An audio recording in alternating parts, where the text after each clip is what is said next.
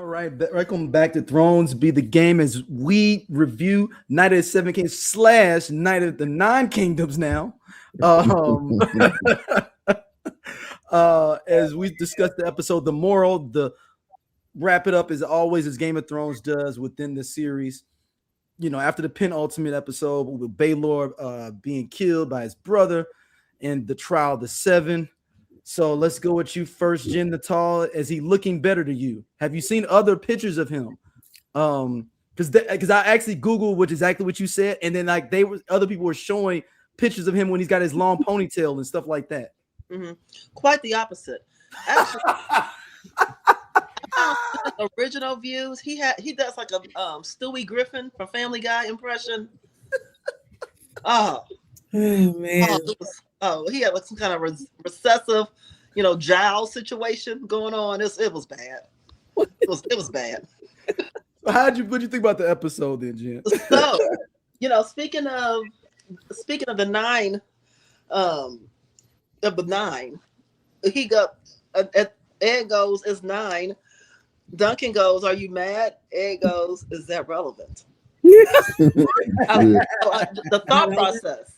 And the answer to that is no, it's not. I love it. The thought process because Aegon, he's a quick little one. I think that by far my favorite scene was Aegon going into his brother's room, Bright Flame, to kill him, and his father just kind of walking in behind him. Everything's so stoic. It's almost like I understand why you want him dead, but I can't, let you kill him. Obviously, yeah, I'm in a hard spot, son. I'm in a real hard spot. So maybe, so maybe just possibly, just maybe go with Duncan and see what he can teach you but no, the episode was good. They did a good job preparing us for season 2. I think we got a lot to look forward to.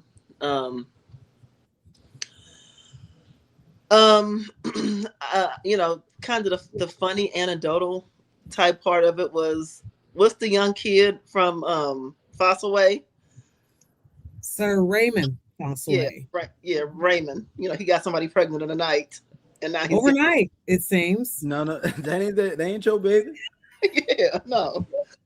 And then to show how gullible he is, the weird little scene with the bees inside the tavern, and he goes, what sorcery is this to make these bees stay? And the girl goes, they put the queen bee is in there. So I just thought that was kind of cute. But no, I wasn't disappointed. I didn't expect much, because the big scene, all the good stuff we knew would happen in episode 5. So episode 6, I think they just did a nice job wrapping it up and preparing us for what's to come.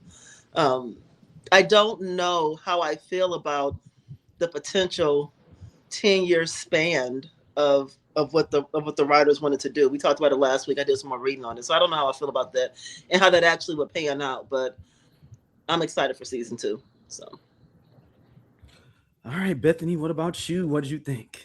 It was a good episode. I'm pleased with the way season 1 wrapped up.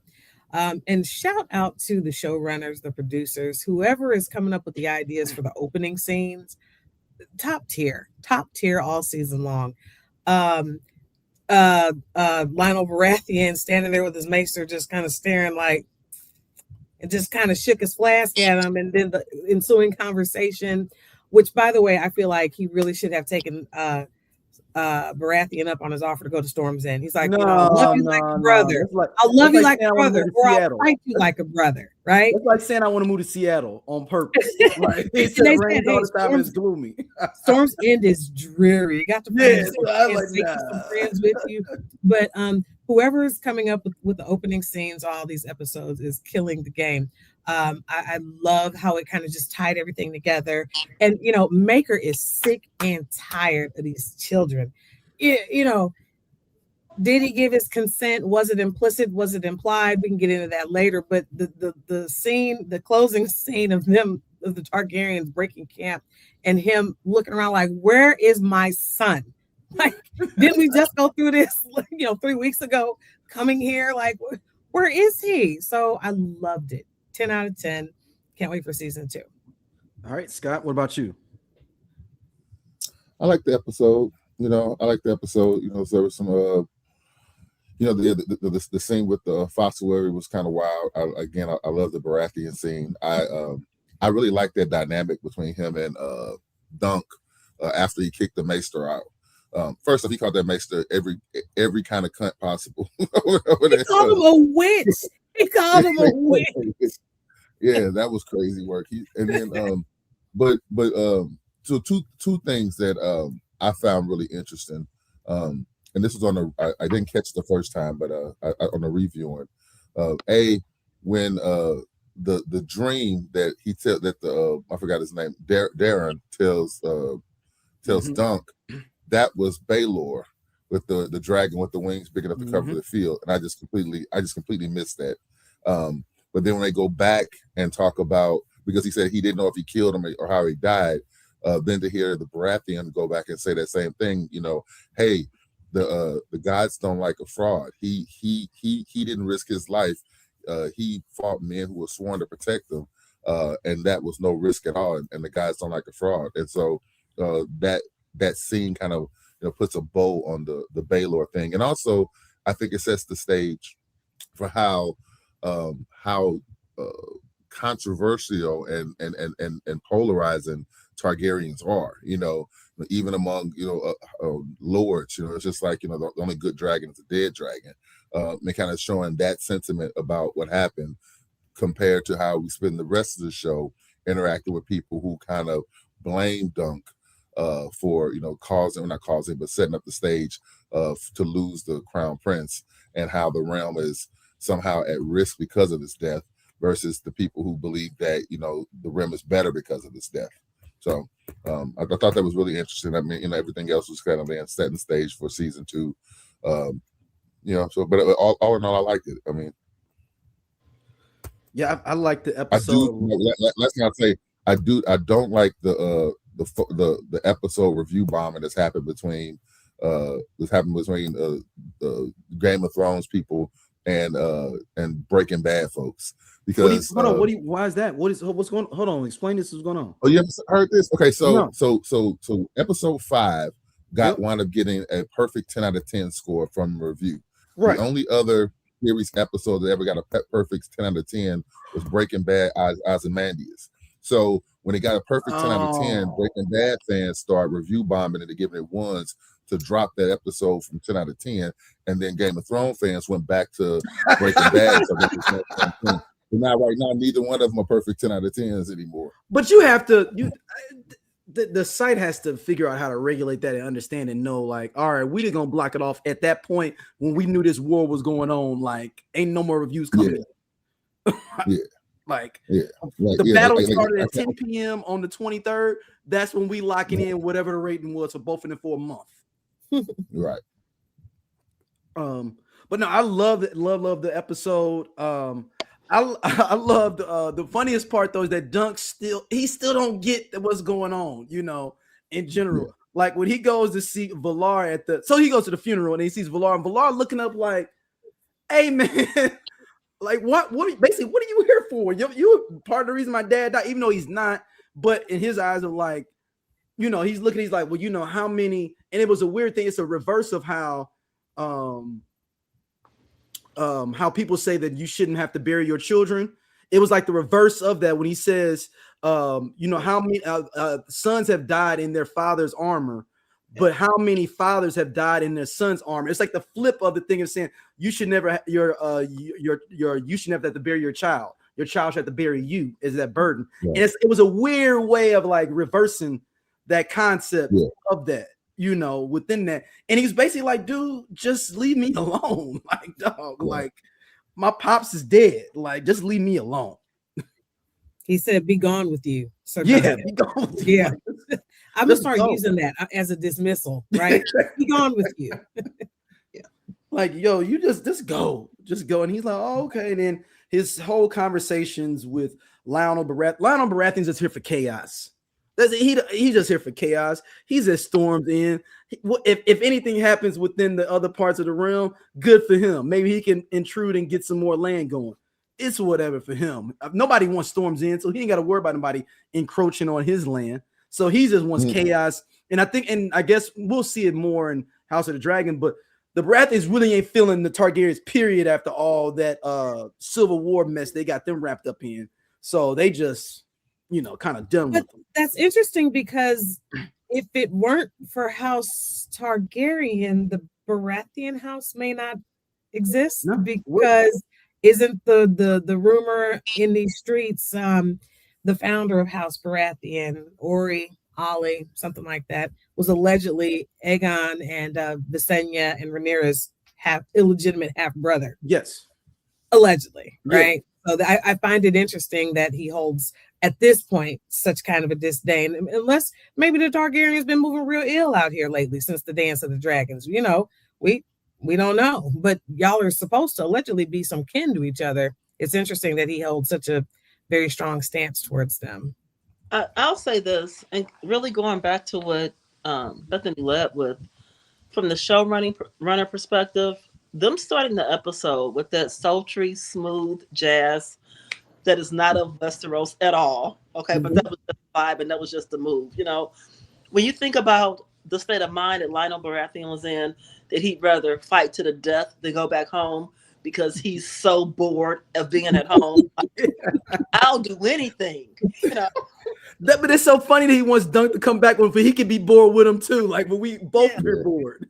and this is the as a person who didn't originally read the books, that's kind of the disconnect, because the Lyonel Baratheon Duncan saga, that seems like that could be a great timeline in another universe, right?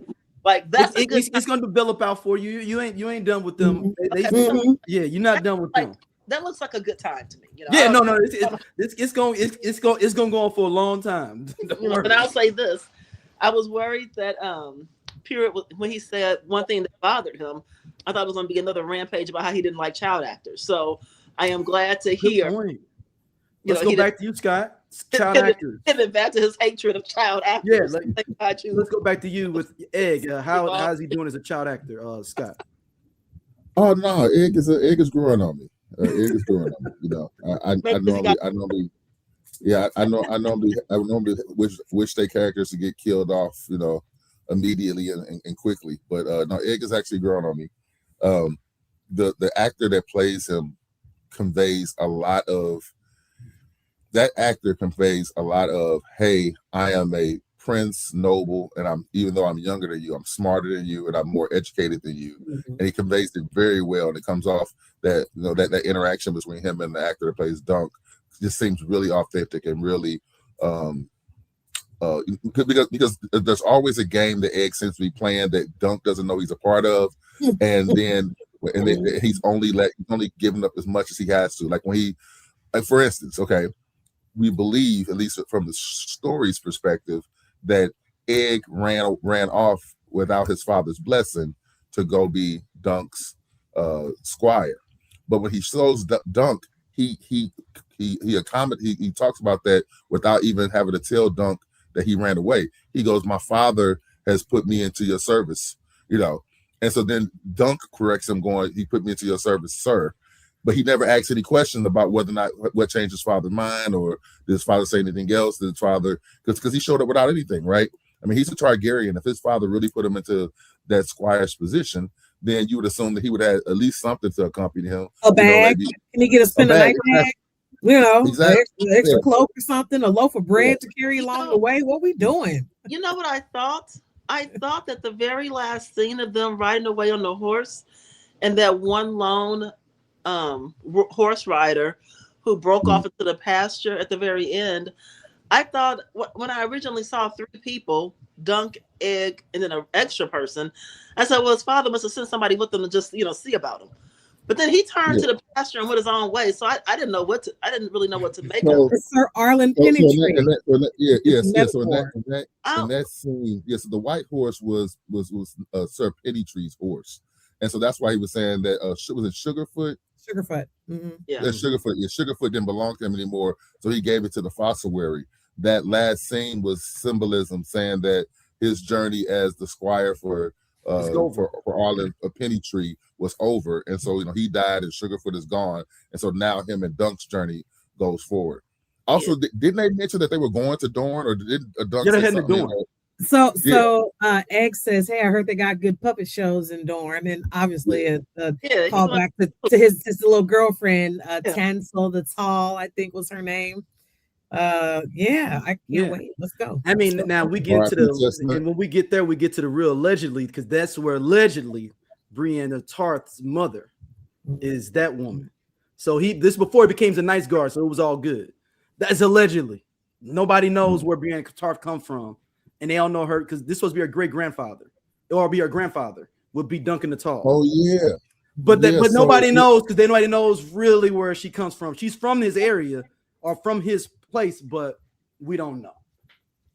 Yeah. So I guess I don't know if this is true or not, but I heard that Martin only wrote this story to give background to for Brienne of Tarth. To Brienne of Tarth for her sword. Yeah. Yep. That's the only reason he wrote all this. Wow. Okay. To tie it back, right? Yeah. So I mean, it's gonna be interesting as we go forward, especially with Egg and the way they changed the Egg ending from the book, and how before his dad literally told him like, "Go ahead, it's all good. You need to go do that, but you need to keep your hair cut short so nobody knows you're a Targaryen. And here's my ring to help you. Like basically, if all else fails, and you trying to be undercover and it's going down, you can show your ring. And if you notice, he ain't got the ring go, so he done stole the ring." And he didn't dipped out on his dad. Yeah, so that was my recollection. His father gave him his blessing. Yes, that signet ring that he gave him, he kept in his boot so nobody could find it. Yep. And it was like a last thing. Yeah. Okay. So that's what I thought happened. They changed it for a comedic effect. Yeah. See, I think different. I thought that Maekar's consent was implied, but I don't think. This is Bethany's Shorty Laughing Storm. Oh, so you're saying that he might have said, "Yeah, it's cool." So he thought it was cool because he said it was cool, but even though Maekar thought it was like it wasn't cool on those conditions, but Egg is like he said it was cool. Yeah, that's Egg being clever, I think, and knowing that Dunk isn't going to ask. He doesn't know to ask any clarifying questions, or he's just happy to get his buddy back. But more to remains to be seen, because at the end, Maekar is genuinely confused as to where his kid is. He's where the F is my son? Where is he? We just went through this. It doesn't look like a guy who gave consent quietly just to his 9-year-old son and didn't tell anybody else, and now is making this scene that his son is missing again. So I don't know. Here's my thing. In Duncan's defense, their last conversation, Maekar said either he's my youngest son or he's my last son. Something to that. One of those. He said he's my last son. And so to me, I heard that as take care of him. He's my last son. He said I don't think he goes. I don't think he goes. What, you don't want him to be raised, maybe outside the castle. I don't want my son eating, salt meat, salt beef, or whatever it is. And Duncan under the hedges. Duncan basically goes, well, your other sons, lived a life in the castle. They turned out horribly. Let me take Egg out of this environment to make him what he needs to be. And so that conversation ended with Maekar saying he's my last son. So to me, with their princes, you made me think bond with the prince unless you are absolutely certain he's supposed to be with you.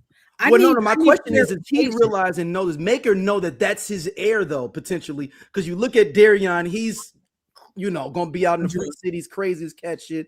Arian's crazy as cat shit too. He's got these dragon dreams all the time, and he's not a fighter or anything. Does he know that when he said it's my last son, is he like, that's my heir? No. Go ahead. Maker's not the crown prince yet. No, he's not. But I'm just saying, like, Baelor's son is the crown prince right now. Yeah, he is. Right. Yeah, so Maker's second in line for the crown right at this point. Right. Yeah. Because Baelor's son would be Valar would be Valar, yeah. This one, Baelor, then Valar, and then, well, I don't want to go into spoilers, but then that line has to completely end in order for it to come back over to Maekar. Yeah. But I'm just, or he's saying like my last son, or maybe he identifies the most with him. And he's like, that's my last son. Like, I think he meant it's my last chance to get it right, because these older two are fuck ups, and my third oldest is gone to the Citadel. This is my last chance to kind of get it right. I didn't get it right with them older two. I guess to that point, especially someone as simplistic as Duncan would understand that as consent. So he would not maybe necessarily feel the need to question Egg when Egg shows up. Yeah. You know, I'm saying, is he still a prince? You got to be absolutely certain, not leaning onto your own understanding about, oh, you're just going to run off with me and you're first, 8th, or 20th in line to the throne. You're still a Targaryen prince. I need more than a 9-year-old's word on this. If one of my kids show up at the house and so my mama sent me, take them. Right. don't ask no questions. So when I saw the interaction between Dunk and Maekar after the second time, I came to the conclusion you guys did that Dunk gave him something to think about, and maybe he was going to have a change of heart, have a change of mind. And then obviously knowing how it goes in the book, you know, when Egg shows up and says, my father was put me into your service, or however he did it, then I go, okay, well, yeah, he changed his mind and sent them on off, like, you know, kind of like what happened in the book. It wasn't until we see the very last scene where he's freaking out about where he is, and he's asking, have you seen Aegon? And the one guy goes, well, I'll go ask the maesters, this, that, and the other. That made me reevaluate that they did in the show something different than the book, where Egg took it on himself to run off again, you know, without Maekar's blessing. So that's just how, that's the conclusion I drew based upon how it interacted. I mean, obviously it was a little unclear, and I guess season 2 they'll let us know what happened, but that's just how I got there after seeing that last scene. Yeah, I'm interested in seeing, like, because the actor that's playing Maekar said he's not in season 2, so yeah. I'm assuming that he's gonna probably send a raven or something like, all right, pops, I'm out on Dorne, I'm on the beach, you know, it's all good, we good though, you know, maybe you may swing by in a couple of years and seeing you, you know. Yeah, I heard that no one from season 1 but Dunk and Egg are in season 2. Oh wow, so everybody's gone. Okay, that makes sense though. I mean, why would they're going to Dorne? Why would anybody be down that way unless they're going to show anything of someone getting a raven, where you just coming in to sit there getting a letter? Like, I mean, and that's a waste of having that actor come all the way out just to get a letter. So yeah, and if they only do 6 episodes again, I mean 6 30-minute episodes, that's a lot of content to cover in those 6 instead of kind of retreading those relationships. Because how long do they stay in Dorne, Bethany? Do they stay there for a while? Yes, but I don't know the exact length of time. It was they stay there for a while. I think that's part of the reason that that whatever happens in the main part of Westeros happens and they don't get affected. I wonder if that's part of the reason why is that they were down in Dorne. Yeah, because that geographically they're cut off by, what is that? Is that the Red Mountains? Mm-hmm. Which is part of the reason why Dorne has never been conquered up until and they were never conquered. They were married in. It was Baelor and Maekar's mother who was a Martell. So I'm not sure how long they were in Dorne, but I think a considerable length of time. I have to go back. Let me write that down. Find out. So yeah, I'm interested in seeing how this is gonna go there. And is this all comical? Because it's just this kid, and he's he's super mischievous for a kid. I've never seen a kid this mischievous on Game of Thrones, and we had Arya Stark.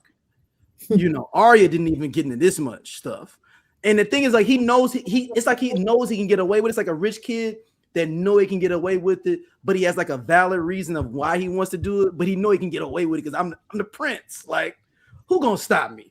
If I get past Pops, nobody else is gonna stop me from doing what I want to do. Right. Pop's the only one that can stop me in this world. If I can get past his grips, we good. We just keep going. Just like if you snuck out your house when you were a kid, like, man, I just got to get to the car. Just roll, dog. Just roll. Just roll out. Just roll. Don't do nothing. Just I'm gonna jump in the back and then you just keep rolling. And that's how he did Dunk to me. Mm.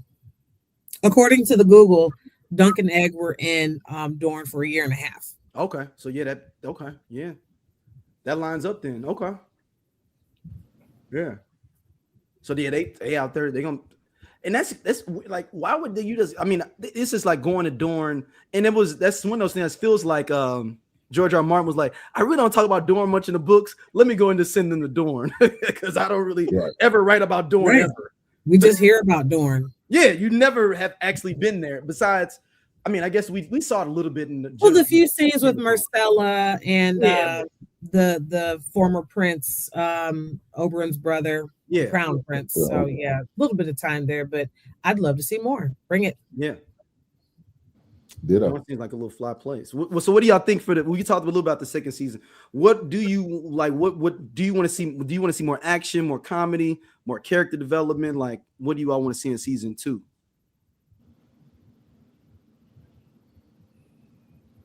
Yes. All right, I'll go. For me, I want to see more of the travels of Dunk and Egg. I want to see fun scenarios. I want to see world building, backstory building to help tie this world into the larger Game of Thrones world, and also callbacks to House of the Dragon too as well.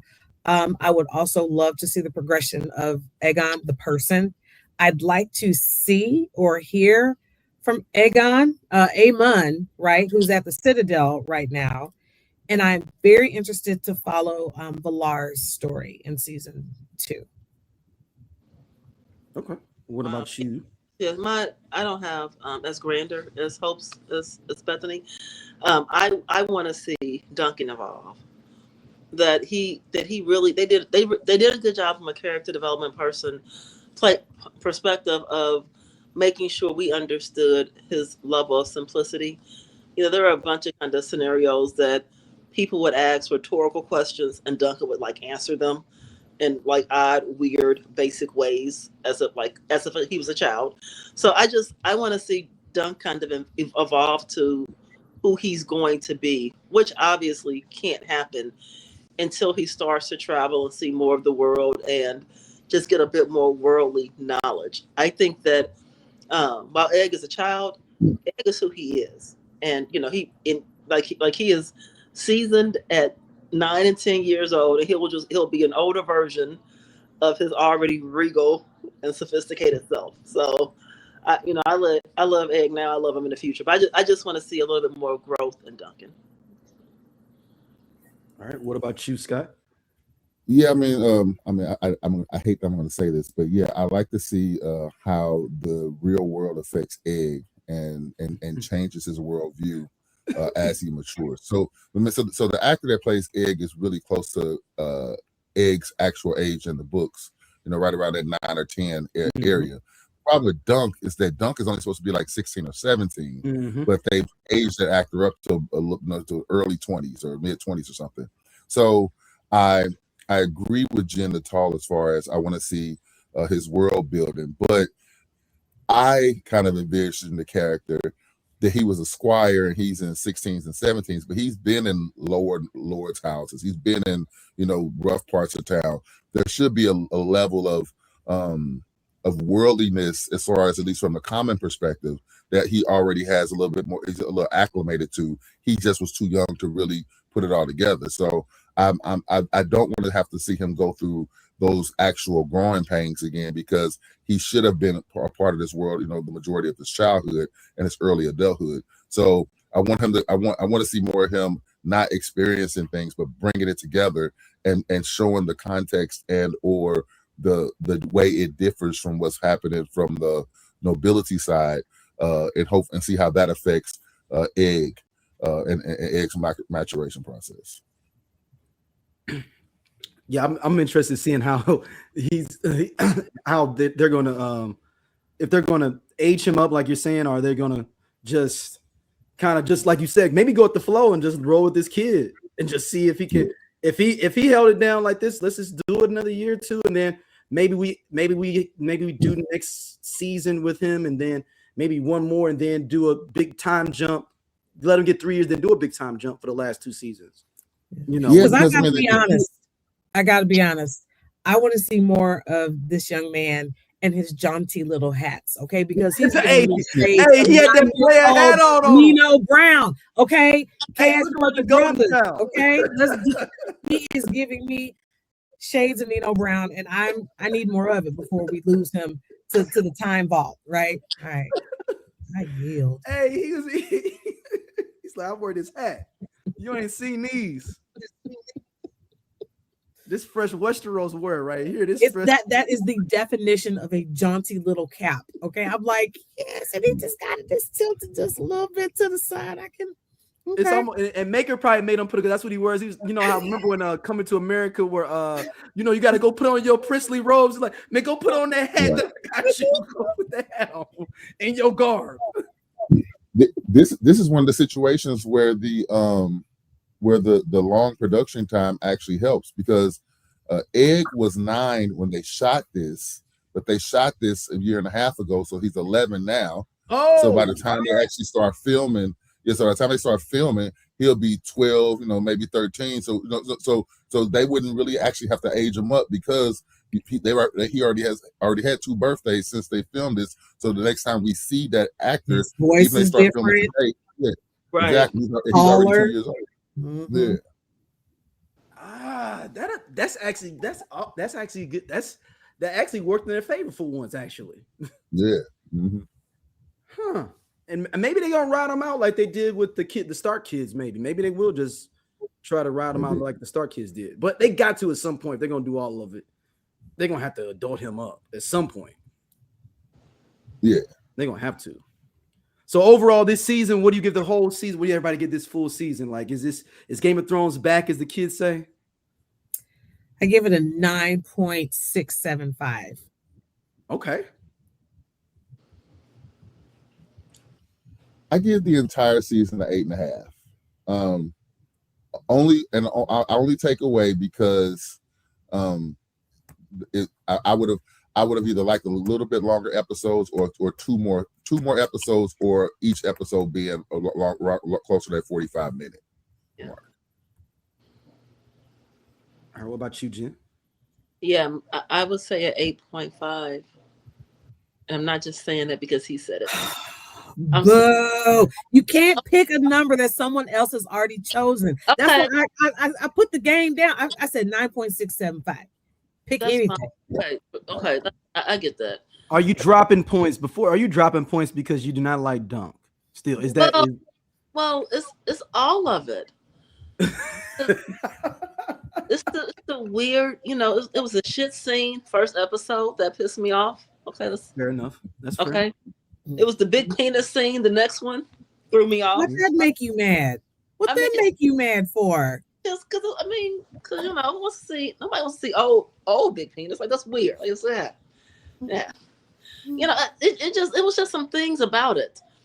I think that more episodes or longer episodes would have been a nice balance. But I will say that I had no expectations for it. And that's the truth. You know, this was his opportunity to kind of, he almost here with him changing the story a little bit. So originally wasn't Egg wasn't Egg in the book the great grandfather? Yeah, no, yes, he was great grandfather. Of who you saying? Grandfather of Daenerys, great grandfather of Jon Snow. Yes, okay. He's the grandfather of. I mean, he's the grandfather of Rhaegar. Just to get, if you want to get like a quick one. Right. So, but I think, but I don't know. But I thought I read that they changed it from the book. They shortened. They skipped a generation. They skipped a generation in the show. So my point is that you do 30-minute episodes, and when you think about, I just felt like 30 minutes was such a short amount of time, and I don't know if it was utilized the best way. And you know, he can tell the story the way he wants to. But I just felt like short episodes think about this. Last week we spent so much time watching Dunk and Rafe, right? Yeah. Right? She's dead. We will never see her again.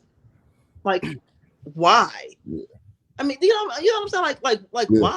In 30 minutes, that was a huge part of the show. Like that was seeing where they slept under the tower or whatever in the Bourne or wherever it was. I mean, I just felt like those 30 minutes. I'm okay with a 30-minute episode, but man, you've got to utilize it wisely. So maybe an 8.274. Yeah, the girl. 9.3. Yeah, no, but that's my sentiment. That's my sentiment exactly. So I went back and watched the entire season. Okay. Over the last day or two, and that's it. It's like, the story beats that meant something in the moment. Him chasing after Sir Pennytree. That was interesting until you realize now you're talking about 10 or 15 minutes out of 3 hours, three hours of a season that you didn't have to show me how long it took him to follow him. You could just told me that one. On the rock. Yeah. Yeah. The stuff with Rafe. It's like, heck, those first 2 episodes when he's interacting with the hooker girl that does also fixes his shield, like that interaction and that them playing googly eyes with each other is way less worthwhile now when you consider that they burn 10 or 15 minutes on that relationship that has no payoff on it. And it's like, well, if you're only going to give me 30 minutes and 6 episodes in 30 minutes, then now I'm going to hold you to it on the reviewing. How efficient were you in telling the story that you were telling, and which beats actually wound up paying off versus which beats didn't? I mean, that said, I would have rather had more of the time with him hanging out with the Baratheon than him playing googly eyes with that girl, because it didn't go anyplace. That the conversation he had with the prostitutes where he was trying to get somebody to sponsor, that didn't matter. Like we didn't have to see that or spend that much time on it because of those relationships wound up not paying off. Yeah, at least Tall Tyrion is interesting. Hey. We love Tall Tyrion. Tall Tyrion. We do. That we do. One of the more interesting characters written on TV in a long time. He's the dude. I need him back. Well, you said none of these folks are actually going to be back, but the only one that we could see is Maester, Maester Aemon. He's actually in where is it the Citadel? He's at the Citadel. Yes, he's a cupbearer at the Citadel right now, learning and stuff. So he's there already. Yeah. Mm-hmm. And then in order to take himself out of running for the throne, he commits to the black. That's how he ends up at the wall. Yeah. Yeah. Basically, he's a priest right now. Just think of it like that. He's just a priest right now. Just just learning before he become fully on. Yeah, seminary. So, I got one question. So this is further down the road. Will we get a scene where Tywin Lannister is the cupbearer for Egg? That would be so dope. Yes, before the season ends. Oh, for sure they're gonna do that. Yes. Okay. Before the series ends. That'd be dope. Come on, bring it. Like I said, show us how to tie it into House of the Dragon and Game of Thrones. Yeah, they're gonna do that. This is only 90. It said 90 years before, right? Mm-hmm. Yeah. So okay. No, Tywin's all up in the mix. Tywin has always been in the mix now. He stayed he stayed messy now. It's a reason why he's in the mix. Wow. And they always had some money. They as we learned on House of Dragons, they had new money. Yeah. Them gold mines had just been found. That Texas tea. Not the Texas tea. Texas tea. Look, they acted. Remember how they acted? They act like they was new money. Yeah. What did Rhaenyra say, or Viserys? He said that man's ego has an ego. Talking about Jason Lannister. Yep. He was kind of aggravating, but his brother ended up being pretty awesome. Remember, he went to go find they had twins. The lady pirate, and she wanted him to bed all of her wives. It ended up being a pretty dope episode. Well, man, this is our final episode until House of the Dragon this summer. Cannot wait. It's gonna be interesting this summer. It's gonna be they doing the Battle of the Gullet.